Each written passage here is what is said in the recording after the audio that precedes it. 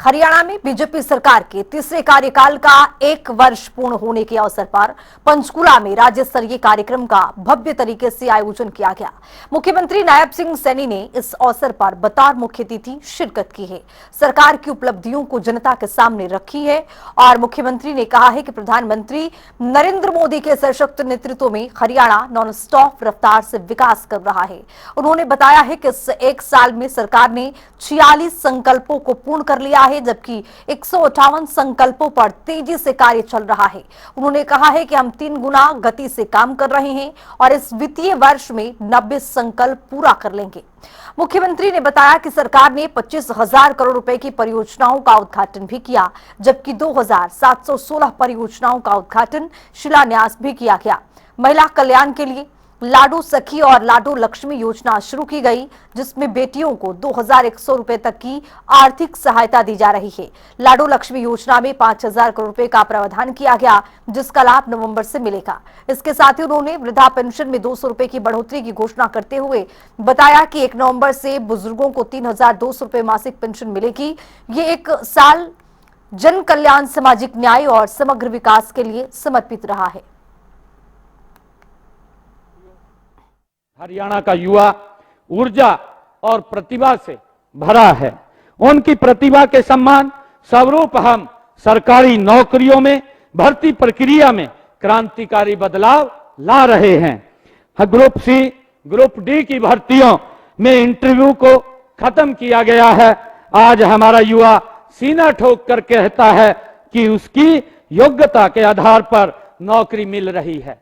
आज किसी गरीब परिवार के मां बाप को किसी के दर के ऊपर जाने की आवश्यकता नहीं है। ये निर्णय ये हमारी सरकार ने ट्रांसपेरेंसी तरीके से किया है कि गरीब परिवार का बच्चा भी आज हरियाणा सरकार के अंदर बिना पर्ची, बिना खर्ची के आज नौकरी लग रहा है। आज किसी के दर के ऊपर आम व्यक्ति, गरीब व्यक्ति को जाने की आवश्यकता नहीं है। आज किसी की सिफारिश की भी आवश्यकता नहीं है।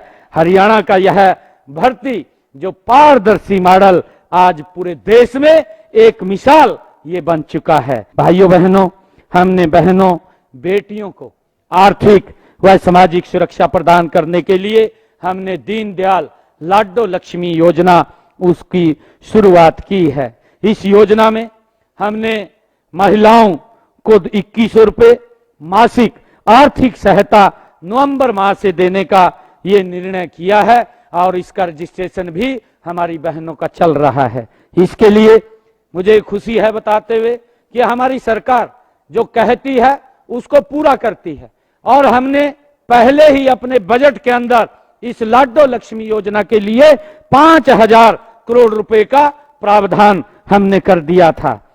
हमारे यहां देश के अंदर सबसे ज्यादा जो बुजुर्गों को वृद्धा पेंशन वो दी जाती है, वो देश के अंदर सबसे ज्यादा हरियाणा के बुजुर्गों को उनको सम्मान भत्ता दिया जाता है। हमारी सरकार सामाजिक सुरक्षा पेंशन के तहत लाभार्थियों को 3,000 रुपए प्रति माह पेंशन का लाभ उन तक पहुंचाया जा रहा है। 1 नवंबर 2025 से हम इसके अंदर 200 रुपए की और बढ़ोतरी कर रहे हैं।